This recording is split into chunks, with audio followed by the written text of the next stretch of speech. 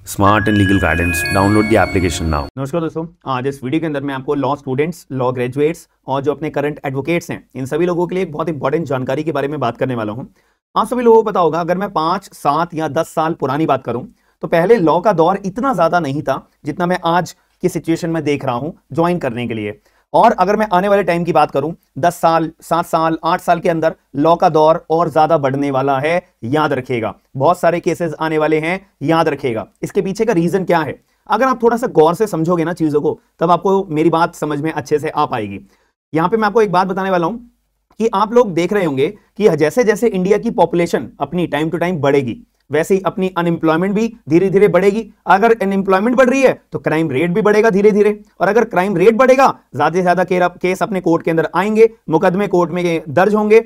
और जो लोग ज्यादातर अब अपने एजुकेशन के ऊपर ज्यादा ध्यान दे रहे हैं, हर कोई चाहता है कि अगर मेरे बच्चे का जन्म होगा तो उसको बेस्ट से बेस्ट एजुकेशन मैं दिलवाने की कोशिश करूंगा। हर किसी के मन में यह होती है। अब जो लोग होंगे, अब ज्यादातर अपना एजुकेट होंगे तो अपने अधिकारों के बारे में ज्यादा अच्छे से पहचान पाएंगे कि सरकार मुझे क्या स्कीम प्रोवाइड करा पा रही है, सरकार मुझे क्या अधिकार दे पा रही है, हमारे भारतीय कानूनों के अंदर मेरे पास क्या क्या अधिकार हैं, और अगर कोई मेरे अधिकारों का इन्फ्रिंजमेंट करता है तो मेरे पास क्या रेमेडी है, कहां पे कौन सा पर्टिकुलर फोरम होगा, ट्रिब्यूनल होगा, कोर्ट होगा, जिसके पास मैं गुहार लगाने जा सकता हूं और अपना पर्टिकुलर रिलीफ मैं पा सकता हूं। और अगर मैं आज के ट्रेंड की बात करूं ना, और पहले की ट्रेंड की बात करूं, पहले लोग कतराते थे कोर्ट के अंदर दरवाजा खटखटाने से, कोर्ट कचहरी के अंदर अपना केस दर्ज कराने से। लेकिन आज की सिचुएशन अगर हम बात करें, हर कोई अब एजुकेट हो चुका है और यहां पे हर किसी को पता है कि अगर मेरे राइट इन्फ्रिंज करे गए हैं, अगर कोई मेरे घर में गैर कानूनी रूप से घुस रहा है तो उसके ऊपर मैं कैसे केस की कार्रवाई कर सकता हूं। तो हर कोई अपना कोर्ट के अंदर एंट्री लेने से कतराता नहीं है। हर कोई व्यक्ति अपना जो है आपकी कोर्ट के अंदर केस अपना दर्ज कर रहा है। तो आने वाले टाइम में अगर मैं बात करूं, 5 साल, 7 साल, 8 साल, 10 साल के अंदर अंदर यहां पे वकीलों की जरूरत बहुत ज्यादा पड़ने वाली है, कोर्ट्स की बहुत ज्यादा जरूरत पड़ने वाली है, जजेस की बहुत ज्यादा जरूरत पड़ने वाली है। इनफैक्ट जो लोग जुडिशरी की तैयारी कर रहे हैं तो आप अपनी कमर कस लीजिए, आपका आगे चल के बहुत ज्यादा रिक्वायरमेंट होगी, बहुत अच्छी खासी वैकेंसीज आएंगी। आप लोग देखते होंगे और अपने कोर्ट्स का इंफ्रास्ट्रक्चर भी देखते होंगे। बहुत सारे कोर्ट जो है नए बनाए जा रहे हैं, कोर्ट रूम नए बनाए जा रहे हैं, जजेस की वैकेंसीज यहाँ पे अपना बहुत सारी आती हैं और धीरे धीरे आती हैं। इसको मैनेजमेंट का अपना एक ड्रॉबैक बोलेंगे, मैनेजमेंट का यहाँ पे थोड़ा सा प्रॉपर नहीं हो पाता है, इसीलिए जजेस की वैकेंसीज जो है डिले हो जाती हैं। लेकिन एट द एंड यहाँ पे रिक्वायरमेंट तो है ना, रिक्वायरमेंट तो डेली बेसिस पे, हर ईयरली बेसिस पे या क्वार्टरली बेसिस पे आती है ना, प्रमोशंस तो होते हैं और जो सीट्स खाली होती है उन पे बैठेगा तो सही ना कोई जज आने वाले टाइम में। और नए कोर्ट्स बन रहे हैं तो वो खाली थोड़ी ना पड़े रहेंगे।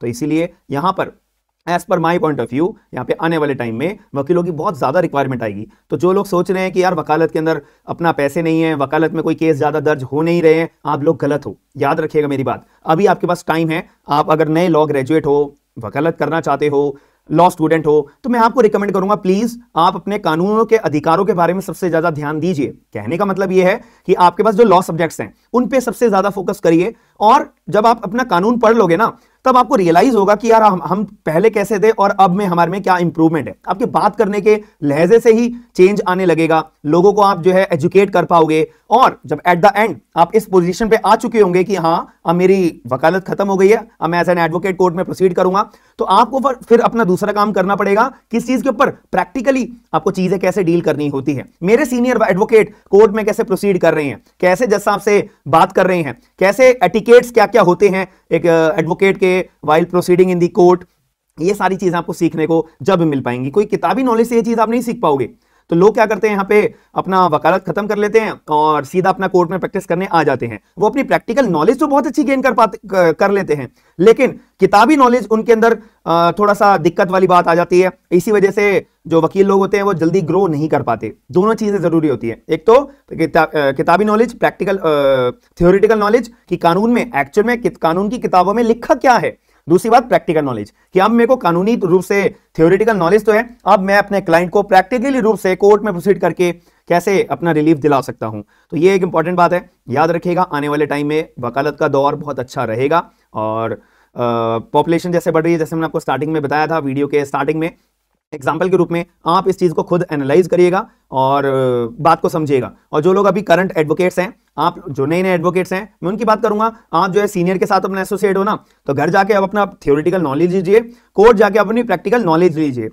अपने साथ में एक अपना कॉपी बना के रखा करिए कि अभी पर्टिकुलर मेरे जज साहब ने क्या टर्म यूज करी है, और ये जो वकालत के अंदर कोर्ट रूम के अंदर जो जज के द्वारा वर्ड यूज करे जा रहे हैं, जो मेरे वकील साहब के द्वारा, मेरे सीनियर एडवोकेट के द्वारा वर्ड यूज करे जा रहे हैं, आपको कुछ अलग तरह का वर्ड दिखाई देता है, अपनी कॉपी में लिख लो, फिर इसका मतलब ढूंढो कि क्या मतलब होता है। बहुत सारे ऐसे लीगल वर्ड्स होते हैं जो आपको लाइफ में आगे चल के बहुत ज्यादा काम आएंगे, जो करंट बेसिस पे लोग करते नहीं है काम। तो अगर आप सिंसियर होंगे और लॉयल होंगे अपने कैरियर के साथ में, तो आपको कोई भी सक्सेसफुल होने से रोक नहीं पाएगा। ये मेरा आप लोगों से रिकमेंडेशन है।